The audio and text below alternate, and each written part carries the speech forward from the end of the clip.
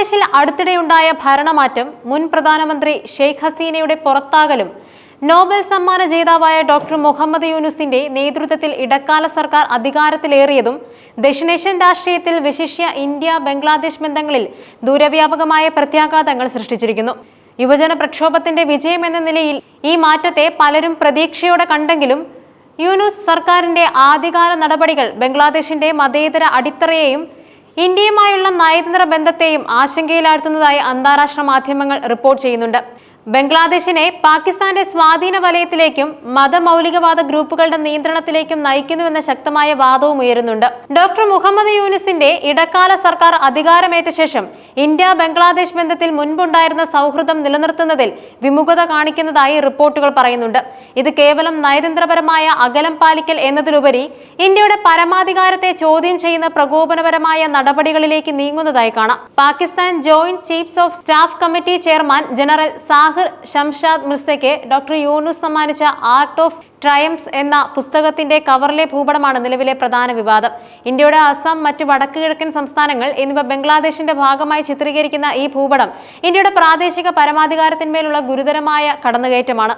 തീവ്ര ഇസ്ലാമിക ഗ്രൂപ്പുകൾ ഏറെക്കാലമായി പ്രചരിപ്പിക്കുന്ന ഗ്രേറ്റർ ബംഗ്ലാദേശ് എന്ന ആശയത്തിന്റെ പ്രതിഫലനമായാണ് ഈ ഭൂപടത്തെ ഇന്ത്യൻ രഹസ്യാന്വേഷണ ഏജൻസികൾ വിലയിരുത്തുന്നത്. 1971 വിമോചന യുദ്ധത്തിൽ ഇന്ത്യ രക്തം ചീന്തി സൃഷ്ടിച്ചെടുത്ത ഒരു രാജ്യത്തിന്റെ തലവൻ പാക് സൈനിക മേധാവിക്ക് ഇത്തരമൊരു സമ്മാനം നൽകുന്നത് കേവലം നയതന്ത്രപരമായ പിഴവായി കാണാനാകില്ല. ഇത് പാക് സൈനിക നേതൃത്വവും ബംഗ്ലാദേശ് ഇടക്കാല സർക്കാരും തമ്മിലുള്ള ഇന്ത്യ വിരുദ്ധ രഹസ്യധാരണയുടെ വ്യക്തമായ സൂചന നൽകുന്നുണ്ട്. അഫ്ഗാനിസ്ഥാൻ പാകിസ്ഥാനോട് അകന്ന് ഇന്ത്യയുമായി അടുക്കാൻ ശ്രമിക്കുന്ന ഈ സാഹചര്യത്തിൽ ബംഗ്ലാദേശ് പാക് പക്ഷത്തേക്ക് ചായുന്നത് ഇന്ത്യക്ക് തന്ത്രപരമായ വെല്ലുവിളിയാണ്. വിദ്വേഷ പ്രഭാഷകനും ഇന്ത്യയിൽ UAPA പ്രതിയുമായ സാക്കിർ നായിക്കിന് ഏർപ്പെടുത്തിയിരുന്ന പ്രവേശന വിലക്ക് നീക്കിയ യൂനുസ് സർക്കാരിന്റെ നടപടി ഇന്ത്യ വിരുദ്ധ അജണ്ടയുടെ മറ്റൊരു തെളിവായി ചൂണ്ടിക്കാണിക്കപ്പെടുന്നുണ്ട്. 2016 ധാക്ക ഭീകരാക്രമണത്തിന് കാരണമായത് നായിക്കിന്റെ വിദ്വേഷ പ്രസംഗങ്ങളാണെന്ന് കണ്ടെത്തിയതിനെ തുടർന്നാണ് ഷെയ്ഖ് ഹസീന അദ്ദേഹത്തിന്റെ യാത്രാവിലക്ക് ഏർപ്പെടുത്തിയത്. പാകിസ്ഥാൻ സന്ദർശന വേളയിൽ ലഷ്കർ-ഇ-തോയ്ബ കമാൻഡർമാരുമായി നായിക് കൂടിക്കാഴ്ച നടത്തിയതിന്റെ ചിത്രങ്ങൾ പുറത്തു വന്നിരുന്നു. തീവ്രവാദ സംഘടനകളുമായി അടുത്ത ബന്ധം പുലർത്തുന്ന ഒരാൾക്ക് ബംഗ്ലാദേശ് സ്വീകരണം നൽകുന്നത് ഭീകരവാദത്തിനെതിരായ പോരാട്ടത്തിൽ ഇരു രാജ്യങ്ങളും തമ്മിലുണ്ടായിരുന്ന സഹകരണത്തിന് വിരുദ്ധമാണ്. ഇത് ഇന്ത്യയുടെ ആഭ്യന്തര സുരക്ഷയ്ക്ക് ഭീഷണി ഉയർത്തുകയും ബംഗ്ലാദേശ് മണ്ണിൽ തീവ്ര ഇസ്ലാമിക ആശയങ്ങൾക്ക് വളക്കൂറുണ്ടാക്കുകയും ചെയ്യും.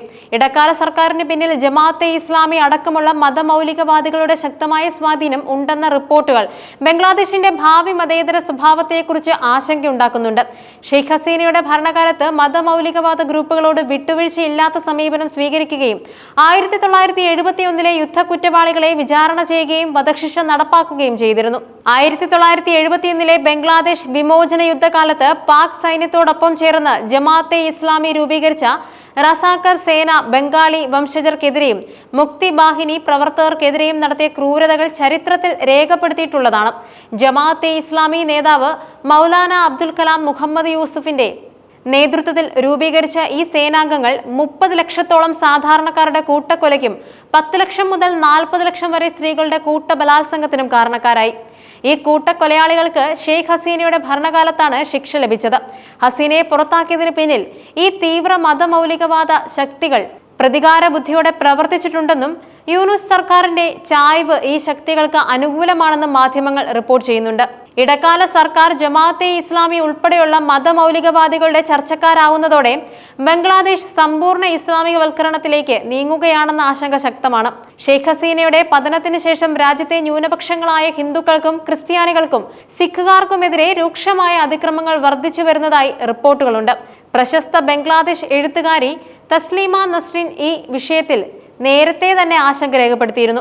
പാകിസ്ഥാൻ പിന്തുണയുള്ള ഇസ്ലാമിക NGO-കൾ ഇന്ത്യൻ അതിർത്തികളിൽ പ്രവർത്തനം വ്യാപിപ്പിക്കാൻ ശ്രമിക്കുന്നുവെന്ന റിപ്പോർട്ടുകൾ ത്രിപുര, മിസോറാം അതിർത്തി വഴിയുള്ള അനധികൃത നുഴഞ്ഞുകയറ്റത്തിലൂടെ തീവ്രവാദ പ്രവർത്തനങ്ങൾ വർദ്ധിപ്പിക്കാൻ സാധ്യതയുണ്ടെന്ന് മുന്നറിയിപ്പ് നൽകുന്നുണ്ട്.